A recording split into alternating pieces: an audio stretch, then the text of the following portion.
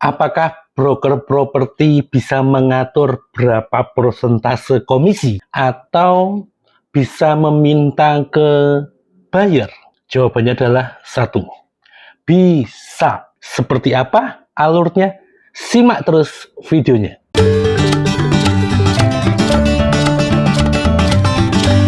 Selamat datang di channel catatan kaki Adib. Apa kabar teman-teman semua? Mungkin sekarang lagi pada happy-happy ya, karena di akhir tahun dan ini banyak orang-orang pada liburan semua, apalagi di kota Jogja ya. Di kota Jogja tuh padatnya minta ampun, dan saya selalu berharap di saat padat-padat seperti itu banyak calon pembeli atau buyer datang, tapi kenyataannya yang ada adalah orang pada liburan. Iya, orang pada liburan dan pada jalan-jalan. Ya, selamat deh kepada rekan-rekan teman-teman semua, baik itu rental mobil, penginapan, kuliner. Momen inilah untuk menunjukkan kualitas pelayanan yang bagus. Buat teman-teman selalu jaga ya pelayanannya. Jangan sampai momen yang tepat ini malah dihancurkan hanya gara-gara emosi. Saya akan kembali menjawab sebuah pertanyaan lagi, yaitu dari @yohanesputro 5980. Pak, mau nanya, kalau semisal maklar ngasih negosiasi langsung ke pembeli dan penjual, apakah fee untuk maklar tetap 2%? Mengingat kadang kita closing jauh di bawah harga kesepakatan. Wah, ini bagus ini. Apakah kalau semisal maklar ngasih negosiasi, saya harus mencerna dari satu persatu ya. Saya khawatir salah nanti pemaknaannya. Jadi, Pak mau nanya, kalau semisal maklar ngasih negosiasi langsung, oke. Maklar atau broker properti itu bisa langsung negosiasi, langsung bisa. Langsung dilakukan bisa, sangat bisa sekali. Dan apakah fee maklar tetap 2%? Mengingat kadang kita closing jauh di bawah harga kesepakatan. Loh, ini yang dari kemarin saya masih, wah ini menarik ini. Apakah bisa maklar atau broker properti itu menentukan, saya langsung ke komisi ya, menentukan komisi berapa persenkah? Itu bisa, sangat bisa sekali. Karena tidak semua owner itu mau bertele-tele atau mau capek-capek untuk melayani negosiasi yang belum pasti. Nah, biasanya rata-rata owner-owner yang ada di luar kota, yang tidak di kota tersebut, yang selalu memberikan kesepakatan kepada broker atau maklar yang dipercaya untuk mewakili negosiasi atau menjadi pembuka gerbang awal untuk negosiasi kepada calon pembeli mengenai harga yang akan diajukan. Rata-rata buyer itu emang benar, buyer emang akan selalu puas ketika ketemu sama owner. Hanya saja kita sepintar mungkin, luas mungkin kita mengatakan bahwa owner akan bertemu ketika proses negosiasi sudah mendekati di angka kesepakatan. Nah, disinilah peran broker atau maklar itu yang sangat dinanti sekali oleh kedua belah pihak, baik itu pembeli maupun penjual, terutama penjual. Penjual itu selalu menaruh harapan yang sangat besar sekali setiap broker atau maklar yang dipercaya itu menginformasikan bahwa Pak atau Bu, ini ada calon pembeli dan beliau mau minta ketemu. Pasti jawaban owner akan mengatakan, ketemunya untuk apa? Untuk negosiasi atau untuk apa? Kalau untuk perlengkapan atau hanya menanyakan batas, itu tugas broker atau maklar. Tapi kalau owner mesti akan mengatakan, ayo udah negonya berapa? Nah, itu. Owner hanya akan menerima, dibilang setengah matang juga enggak, dibilang matang juga enggak. Owner hanya akan menerima informasi yang sudah pasti-pasti saja. Artinya berarti sudah matang. Nah, ini tugas dari broker. Disinilah peran kita sebagai broker atau maklar untuk memastikan kepada owner, Pak, Bu, ini gimana?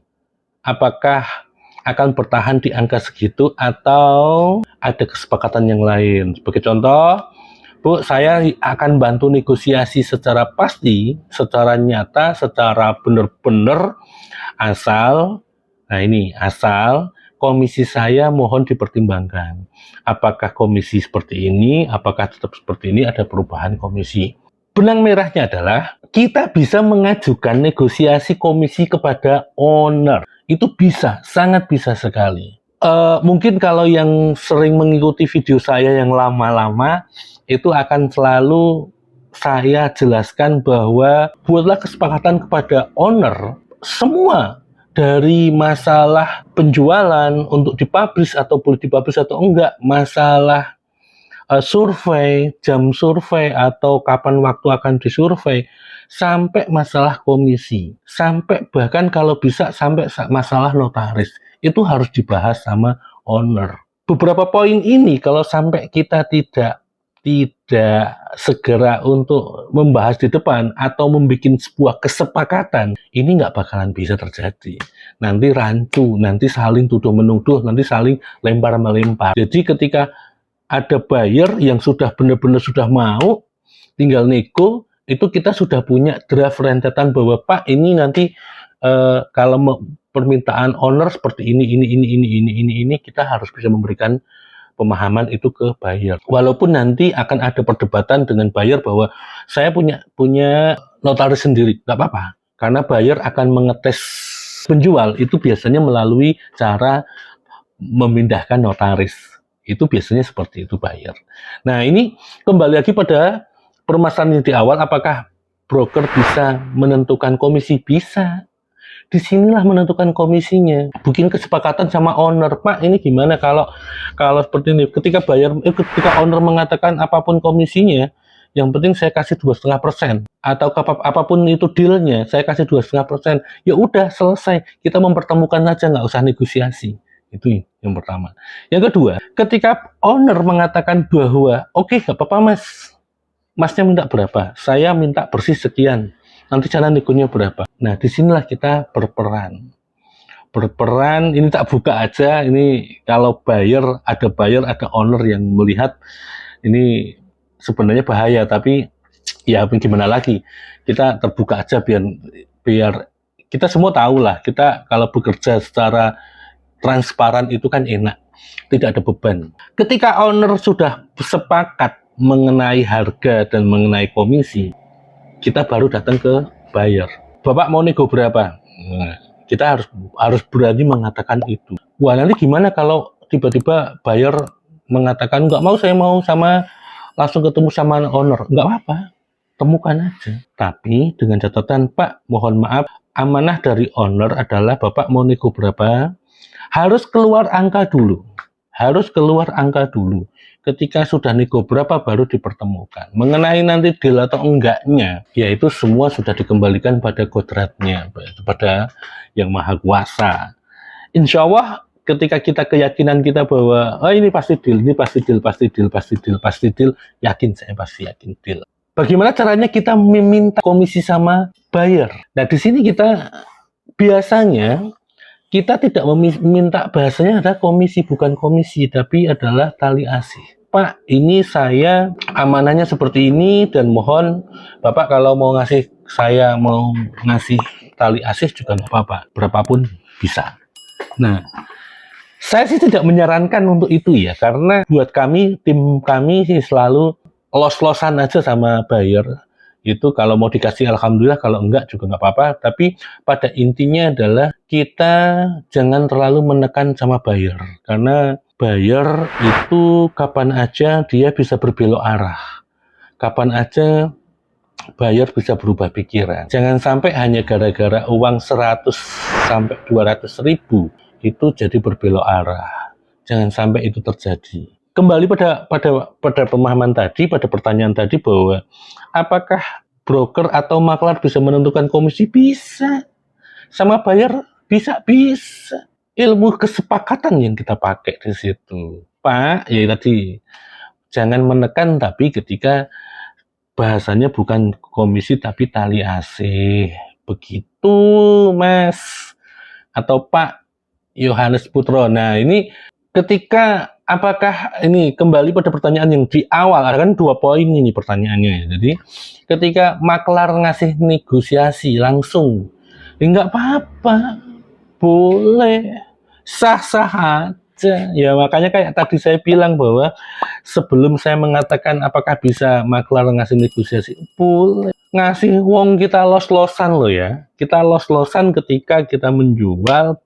Makanya kesepakatan di awal bahwa kadang itu ada owner sama buyer itu kan ditemukan langsung kan akan lebih seneng ya. Mereka akan bebas. Ketika ownernya mau sibuk dengan negosiasi ya nggak apa-apa. Sok kasih aja. Cuman ya itu, bikinlah kesepakatan sama owner mengenai komisi. Bagaimanapun juga ini adalah profesi kita, komisi ya harus ada. Berapa persennya kesepakatannya, yaitu yang harus kita terima dengan lapang dada, kita terima dengan hati yang bahagia dan syukuri apa yang kita dapatkan. Ternyata kok nggak sesuai kesepakatan, ya kita senyumin saja. Berarti Allah memberikan rezeki kita segitu. Kita harus menuntut haknya. Nggak apa-apa, tuntut aja. Tuntut di poinnya adalah, Pak, kesepakatan di awal kita seperti ini. Bukan tuntut di kondisi, Pak, normalnya atau standarnya. Nah, ingat, standar atau normal itu dari masing-masing, baik broker, owner, buyer, itu berbeda-beda. Tidak ada standar baku, nggak ada standar baku ya. Jadi tetap menyesuaikan kesepakatan di awal, pelalahlah. Ini nek wong Jawa ngomong pelalah ngalao, ngomong neng ngarep, ngalao, berbicara di depan. Pak, ini gimana? Saya disuruh, saya akan bantu jual atau saya dapat komisi berapa ketika ini terjual? Sekian persen. Nah, oke, sekian persen.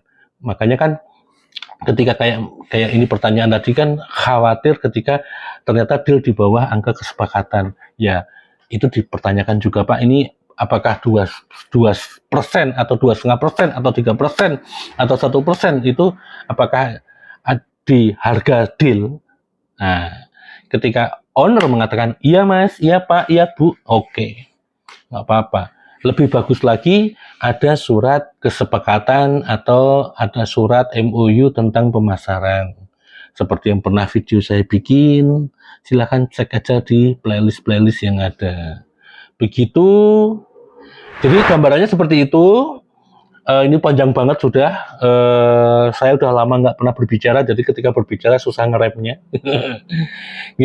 Gambarnya seperti itu. Kalau masih bingung, mari kita buka session diskusi di kolom komentar. Nanti kalau emang ada yang perlu saya jawab juga saya jawab. Kalau emang harus saya bikin video atau VT kayak di TikTok, ya akan saya bikin. Begitu aja. Terima kasih yang sudah menonton. Terima kasih yang sudah subscribe. Yang belum subscribe, monggo untuk segera subscribe. Saya Adib Nukman. See you next. Bye.